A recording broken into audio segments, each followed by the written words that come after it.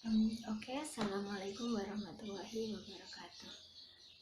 Nah, pada kesempatan kali ini kita akan belajar mengenai kemagnetan. Nah, yang kita pelajari nanti, jadi yang pertama teori kemagnetan, yang kedua bahan magnet, yang ketiga medan magnet, yang keempat gaya Lorentz, dan yang terakhir nanti contoh soal.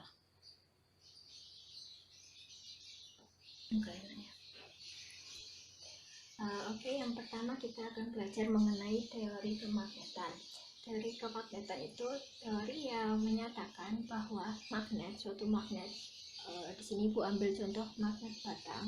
Jika magnet batang itu dipotong, maka potongan itu akan menjadi ada kutub utara, jadi magnet juga gitu loh. Jadi kalau dipotong menjadi dua, seandainya kepotong di sini, kan menjadi dua. Nah, itu ada kutub utara juga kutub selatan. Bukan berarti kalau ibu potong di tengah terus batang yang ini kutub utara saja, yang sini kutub selatan saja, itu bukan. Jadi kalau dipotong itu akan membentuk magnet baru ya, yang ada kutub utara dan selatannya. Dan jika dipotong lagi itu juga akan membentuk suatu magnet yang memiliki kutub utara dan selatan, utara selatan. Jadi gitu. Nah, kan dari satu magnet dipotong menjadi magnet-magnet yang baru. Nah, yang baru-baru ini dinamakan magnet elementer teratur karena menjadi magnet. Jika ada batang magnet ya, jika dipotong terus tidak ada daya magnetnya, itu disebut dengan magnet elementer tidak teratur gitu. Jadi cuma sumbernya aja yang memiliki magnet, terus kalau dipotong-potong itu tidak memiliki sifat kemagnetan. Paham ya? Yang kedua yaitu mengenai bahan magnetik. Bahan magnetik itu dibagi menjadi tiga. Yang pertama bahan ferromagnetik, yang kedua bahan paramagnetik, dan yang ketiga bahan diamagnetik. Nah, kita bahas yang pertama, bahan ferromagnetik. Bahan ferromagnetik itu bahan yang dapat ditarik kuat oleh magnet, itu dinamakan bahan ferromagnetik.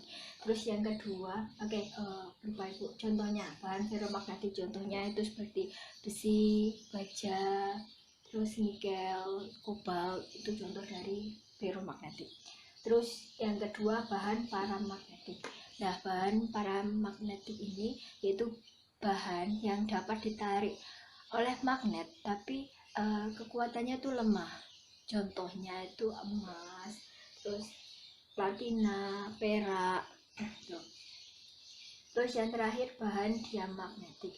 Nah, bahan diamagnetik ini bahan yang tidak dapat ditarik oleh magnet. Contohnya plastik, kayu, styrofoam, terus apa lagi, kain, dan lain sebagainya.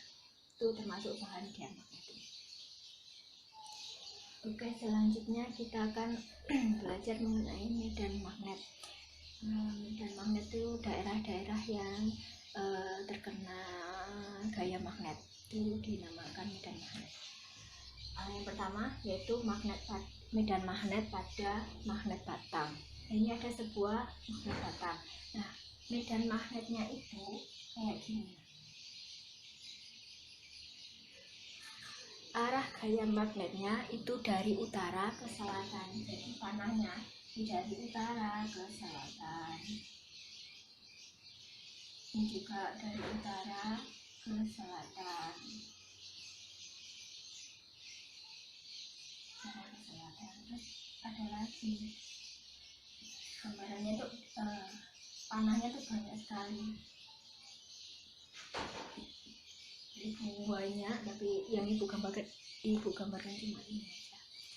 Kalau kalian nggak ingin memastikan, kalian mungkin punya magnet batang ya, terus taruh di pasir dan diletakkan di atas bidang datar gitu, nanti medan magnetnya tuh bentuknya kayak gini gitu.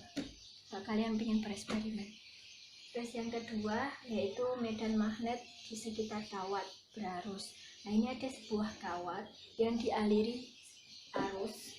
Ini pada kasus ini arusnya arahnya ke atas. arus simbolnya I. Nah ini bakal di sini, di sekeliling ini itu bakal ada medan magnetnya, dan arah dari medan magnet ini mengikuti kaidah tangan kanan. Nah ini tangan kanan itu. Nah jempol ini itu menunjukkan arah arus.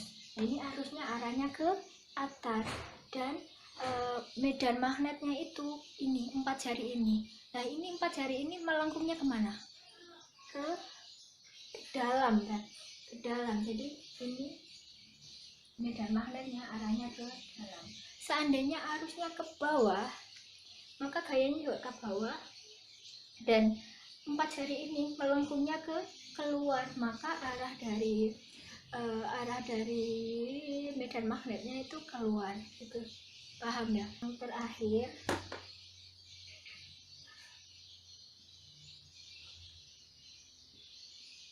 yaitu solenoida. Nah solenoida ini tuh kayak kumparan itu lah. Kumparan itu kalian pernah lihat kumparan? Nah, di dalam kumparan tuh ada magnet. Nah ini magnetnya digambarkan seperti yang arahnya ini. Nah arah magnetnya ini dari utara juga ke selatan, sama kayak kasus yang pertama, dari utara ke selatan. Terus di sini dari arus, jadi terus bergerak gitu. Itu dinamakan solenoida. Oke, paham ya? Selanjutnya yaitu gaya Lorentz. Jika suatu kawat dialiri arus, kemudian di sekelilingnya itu kan bakal terjadi medan magnet. Nah, lama-kelamaan kawat itu akan melengkung. Kenapa kok melengkung? Disebabkan karena adanya gaya Lorentz. Nah, ini pengertian dari gaya Lorentz. Nah, gaya Lorentz sendiri itu menyatakan rumus kayak gini: F sama dengan B I kali L. F di sini yaitu gaya Lorentz. Gaya Lorentz satuannya Newton, terus B ini kuat medan listrik, medan magnet, satuannya Tesla atau disimbolkan dengan T, terus I di sini kuat arus, satuannya ampere, dan L di sini itu panjang kawat atau satuannya M. Oke. Nah, arah dari gaya Lorentz itu mengikuti kaidah tangan kanan lagi. Tapi beda sama yang tadi kan melengkung gini. Nah ini enggak, ini tegak gini. Nah yang ibu jari ini itu menunjukkan arah kuat arus. Ini menunjukkan kuat arus atau I kuat arus. Ini. Sedangkan 4 jari ini itu menunjukkan arah dari kuat medan magnet, dan arah dari telapak tangan yang putih ini, arah telapak tangan ini itu menunjukkan ini menunjukkan gaya Lorentz. Jadi seandainya gaya Lorentznya sini arusnya ke atas, gaya Lorentznya ke arah ibu, dan kuat medan magnetnya ke arah papan gitu atau masuk gitu. Paham ya? Paham. Oke, habis ini contoh soal. Oke, selanjutnya contoh soal. Sebuah kawat lurus berarus listrik 4 ampere, arahnya ke atas, memiliki panjang 20 cm dan diletakkan dalam medan magnet 10 Tesla. Berapakah gaya Lorentz? Berapa gaya Lorentz-nya dan tentukan arahnya. Oke. Berarti yang diketahui pertama yaitu I sama dengan 4 ampere, arahnya ke atas, dan kita gambar panjang L sama dengan 20 cm dijadikan ke meter, berarti naik meter. desimeter, sentimeter, naik di 2. Naik 2 berarti 1, 2, 0,2 meter. Kemudian diletakkan dalam medan magnet. Medan magnet itu B, sama dengan 10 Tesla. Yang ditanya F. Pakai rumus F sama dengan B I L. Oke, B I L. B nya 10 kali I nya 4 dikali L nya 0,2.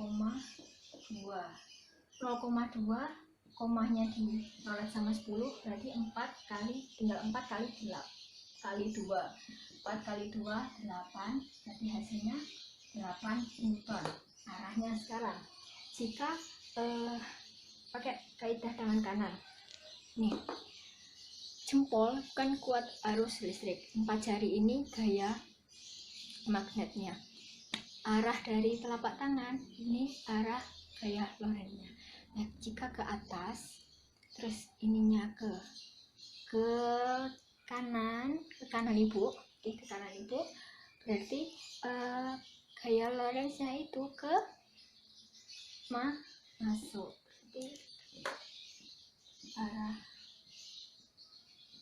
gaya Lorentz kalau masuk itu cross, kalau keluar itu dot. Jadi ini lupa tadi, kalau cross ini cross itu masuk,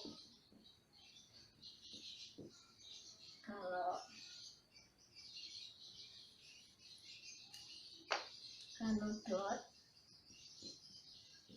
itu keluar. Oke, paham sampai sini? Mungkin ada yang ditanyakan, tanyakan di kolom komentar. Terima kasih. Bye.